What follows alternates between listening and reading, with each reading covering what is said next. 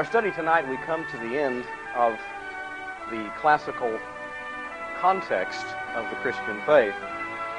We have looked so far at the Greek background, the Greek impact upon the church, Greek culture, Greek philosophy, and Greek humanism. And we have so far looked at the impact of the Roman government and, in our last study, of Roman technology. In this study, I'd like for us to look at the impact of Roman religion, because you see, when Jesus came into the world, he came into a very religious world. And the religions that existed in the days of Christ and in the days of the early church will present really strong rivalry and competition for the souls of men and women. And so we need to understand something about that. Now, characteristically, the Romans were a very, very religious people. Their earliest beginnings were as agricultural people, farmers. They were not, let us say, in the sense of the word, civilized, sophisticated. They were just very, very simple farmers. But they brought with them a very strong moral consciousness. They were very conservative and extremely religious. And that religious characteristic was just deeply ingrained in the Roman people, and it never really left them.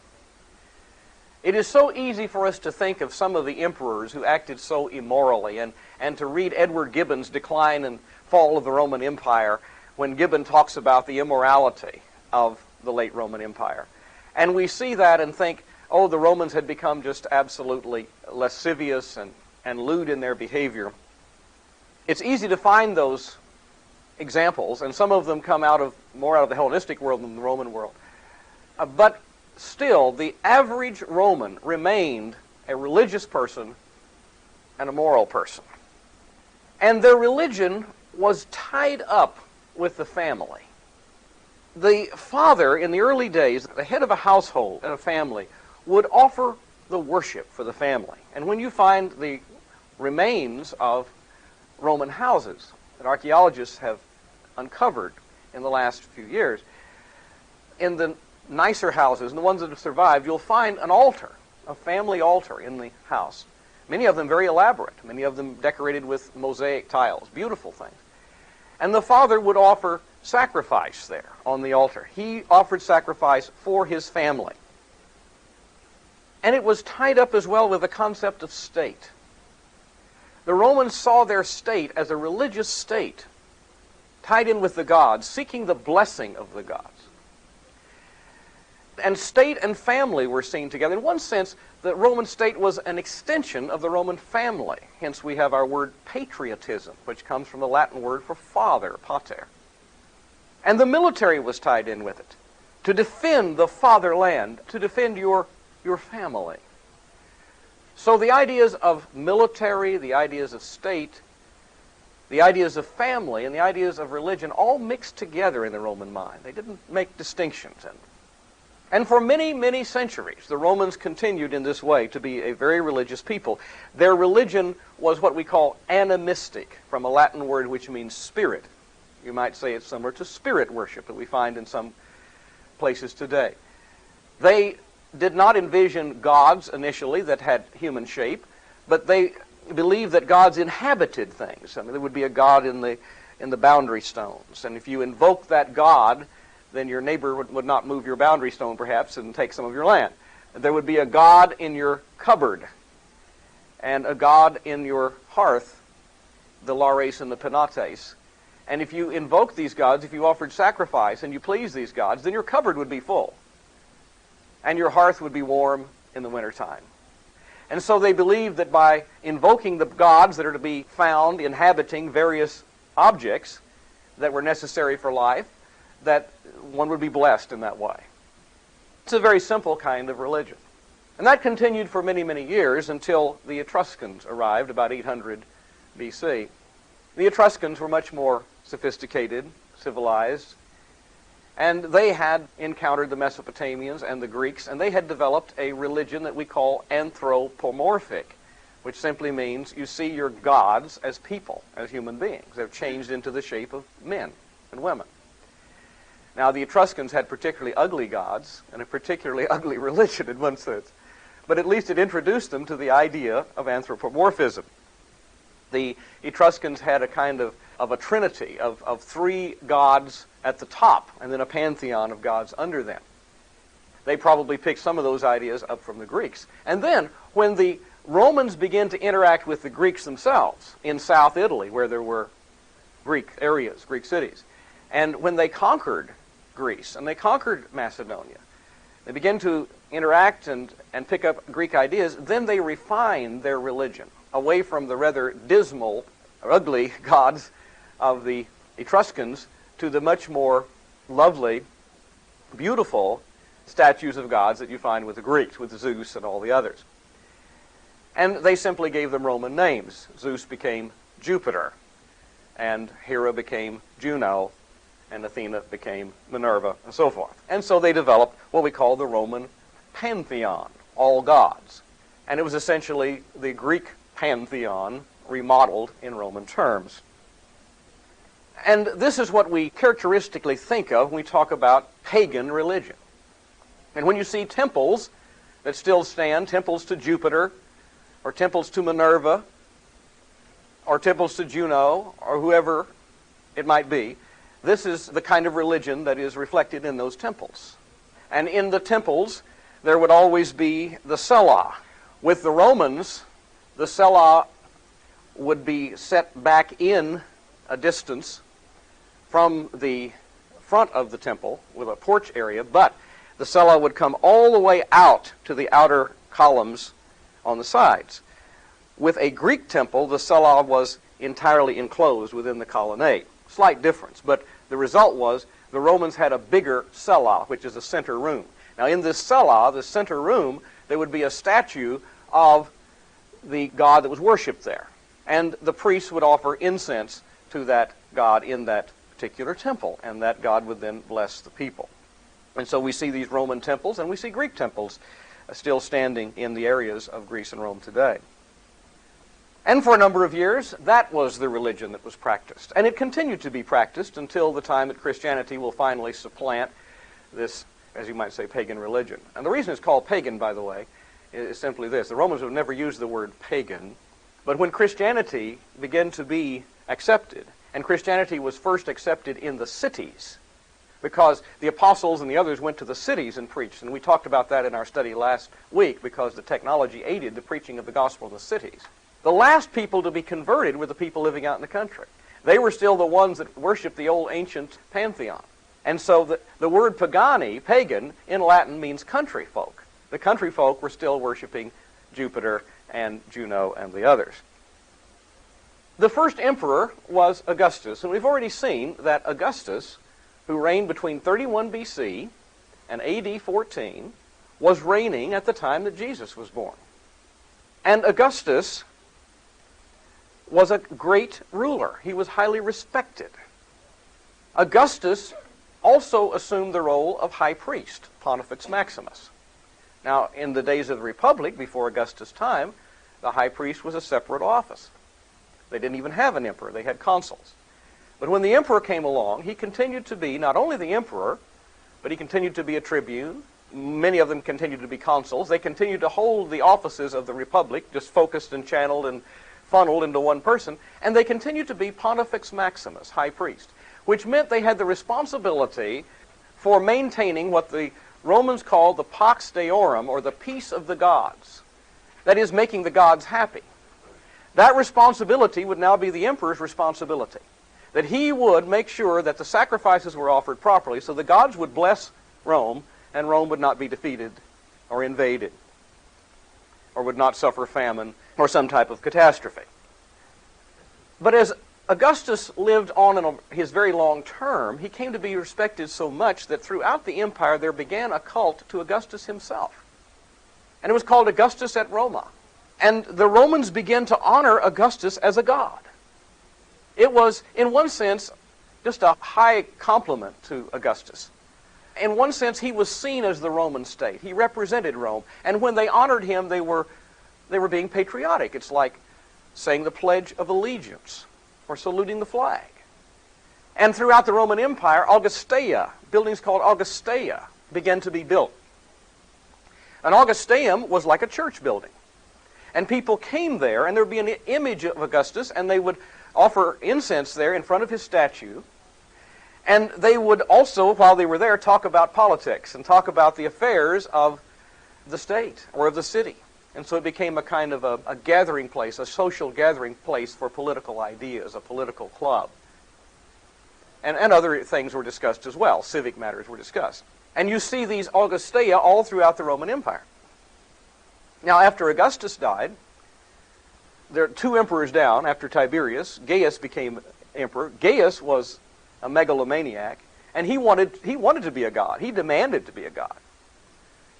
And then Claudius, the next emperor, was honored as a god. And then Nero came along demanding to be a god. And by the time we get on into these emperors, it became customary, and the emperors expected to be recognized as gods. On down the line, there was an emperor by the name of Domitian. He was the son of Vespasian, who built the Colosseum. It was his brother Titus who destroyed the city of Jerusalem in AD 70. It was Domitian who persecuted the church and probably was responsible for sending the Apostle John to the island of Patmos, where he wrote the book of Revelation. But Domitius also insisted on being worshipped, and a cult was formed called Domitius et Deus, Domitian and God. And this will continue through the days of the Roman Empire all the way up through Diocletian. Now, in the process of this, as emperor worship continues, Christianity comes along, and the Christians begin to grow. Now, the Christians were good Romans, but the Christians could not conscientiously offer sacrifice to the image of the emperor, which was idolatry.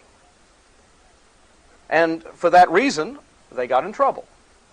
The Jews didn't either, but the Jews had enough connections with the Roman government that they didn't suffer any reprisals, but the Christians, who were not that wealthy, normally were severely criticized and were in trouble for not worshiping the image of the emperor. And there were other reasons. There were gross misunderstandings of who the Christians were. And it became the case by the 3rd century, around 250, under the Emperor Decius, that Christians were persecuted all over the empire. And Christians were brought in. And the judge would demand that they offer incense to the image of the emperor, and to say, Caesar est Kyrios, Caesar is Lord. Now, if they defected, and they did say Caesar is Lord, then they would go free. They had denounced Jesus. But many of them would say instead, Christos est Kyrios, Christ is Lord, and of course would be put to death. Then Constantine was converted in 312 and became a Christian. And as a Christian, of course, he did away with emperor worship, but he didn't do away with the idea of being Pontifex Maximus. He still saw that it was his responsibility to maintain the peace of the gods, but now the God whom he sought to pacify was Yahweh, Jesus Christ, the Holy Spirit, the triune God. And he saw it as his responsibility to make sure that God, the true God, was pleased. And that is one reason that Constantine made it his business to help the churches settle their quarrels. When they would get into doctrinal disputes or problems that were threatening the unity of the church, Constantine would hold a council, as he did at Arles in 314, as he did at Nicaea in 325, to work out those disputes. These are matters we discuss in our next series of church history studies. But that led to the idea that the emperor was the head of the church, an idea we call Caesaropapism. And wherever the emperor controlled, this was the idea. But in the west part of the empire, when the emperor could not control Italy in the west part of the empire, people increasingly looked to the Bishop of Rome, and hence the rise of the papacy. And so today, if you want to see where the Byzantine emperor, the Eastern Empire, held sway, you will notice Orthodox churches. And if you want to see the area where they didn't control, and rather controlled by the Bishop of Rome, those are Roman Catholic areas today. Because to the end of the Roman Empire in 1453, the idea was that the emperor was really the head of the church. In addition to emperor worship, there developed the mystery religions. These were not native to the Romans. They were imported from the East. Magna Mater, Mithra, Isis, the Eleusinian mysteries. Magna Mater And Mithra came from Persia. Isis came from Egypt, and the illusion mysteries from Greece. So they all are Eastern. The mystery religions all had stories about resurrected leaders, and it sounds a lot like Christ. They all had baptisms. They all promised eternal life. And sometimes people say, well, maybe the Christians just copied the mystery religions. I think not. My personal interpretation is that God was using these mystery religions to prepare the minds of people for Christianity, but that's only an interpretation. At any rate, there are some interesting similarities and parallels to Christianity. But what the mystery religions show is that the people of the late Roman Empire, and they were flourishing in the 3rd century and the 4th century, that the people of the late Roman Empire were looking more and more to religion, were more concerned about the afterlife, concerned about eternity. The reason for that is their world was collapsing around them. The Roman Empire was clearly having great troubles, economic troubles, political troubles, military troubles, and they saw this collapse around them. And they didn't look anymore to the Roman Empire to provide the joys of life and the meaning of life. They looked increasingly to religion to try to give some answers. Surely there's more to life than what we're seeing in this decaying world around us. And the mystery religions were supplying those answers. And the mystery religions then became very, very competitive with Christianity. For a while, Mithra was even the official religion of the Roman Empire under Diocletian. There were other competitors with Christianity. Neoplatonism, for instance, was a competitor. Neoplatonism was a religion. Platonism is a philosophy. Now, the differences sometimes are hard to see. But a religion is something that one participates in, experiences with a set of doctrines, a set of beliefs. Someone's going to get something out of it. A philosophy is simply an attempt to understand reality, a systematized method of knowing. And Plato was a philosopher. But the Neoplatonic religion was established by a man named Plotinus in the 3rd century. And it had an elaborate system of levels of reality, of levels of a hierarchy, of emanations from God. And the idea was that the individual living in this world, which is the world of matter, which is evil and unreal, would go through a series of experiences that would draw him up to this realm of God. They're very dualistic. They're very much like the Gnostics. Everything is clearly right and wrong, good and evil, and the material physical world is evil and the spiritual world is good. Now, Neoplatonism was a very serious competitor with Christianity. For a while, even Augustine belonged to the Neoplatonic religion. There were others, Zoroastrianism, Judaism. There was even some growth of Judaism at this time. Some areas in Arabia became Jewish.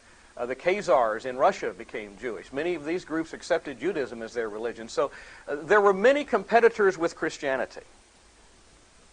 And we look back over it, emperor worship, the mystery religions, the old pantheon, all of these other religions. Now, at the time that Constantine became a Christian, still under heavy persecution, the Romans had come to account for 10% of the population of the Roman Empire. And that's amazing. And of course, after Constantine became a Christian, it became popular to become Christian. Ultimately, Christianity did triumph in the context of the Roman Empire. We might say, well, why was that the case? Maybe it was just the fact that Constantine became a Christian and the emperors became Christians and it was the in thing to do to be a Christian. But I think there's some other reasons that people were looking, even before Constantine's conversion, to Christianity. One situation that comes to mind is the fact that the mystery religions, these other religions, did not offer an historical founder. Jesus is a man of history. It can be documented even by texts outside the Bible that Jesus actually lived. He actually was put to death. And his resurrection was witnessed by people. Now, no other religion had that kind of a founder, had an empty tomb for its founder, had the proof, the historical proof, that it was speaking the truth. That had to be, of course, appealing to people. Another thing is that Christianity addressed the needs of the whole person and the whole family. Christians were concerned about feeding and clothing people as well as just teaching them religious doctrines. They were concerned about all of life, and the mystery religions were not. And usually the mystery religions were appealing either to women, Isis, or men, Mithra. And by the way, you had to pay membership fees to join. There are all kinds of things of that nature. There was also the fact that very few people who belonged to the mystery religions or adhered to the pantheon of the old gods were willing to die for what they believed. Were willing to be put to death, as hundreds of Christians died every year. Thousands died every year. And it escalated by the beginning of the 4th century to a tremendous number. They were willing to die for their faith. That was a powerful testimony. The Christians had a clear theology, especially from the Apostle Paul. They could study the Bible and they could see what they were to believe. It made sense to them.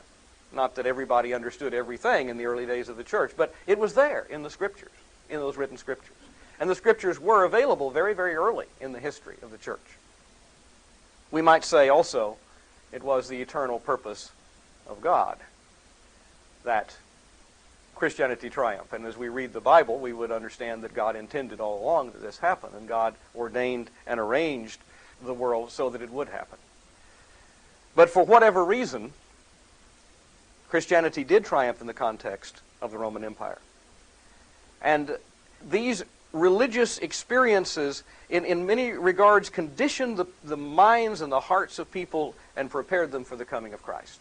And as we have looked at all of these things that are impacts upon the development of Christianity, from whatever perspective, whether we talk about technology or whether we talk about religion or philosophy or humanism, the big cities of the Hellenistic world, the idea that I want to leave with you is, understand then what Paul means when he says, Jesus came in the fullness of times. He came at the right time, precisely the right time. God had arranged everything in society and everything in the world. This is exactly the time for Jesus to come. And it couldn't have been better. And it worked out according to God's eternal purpose.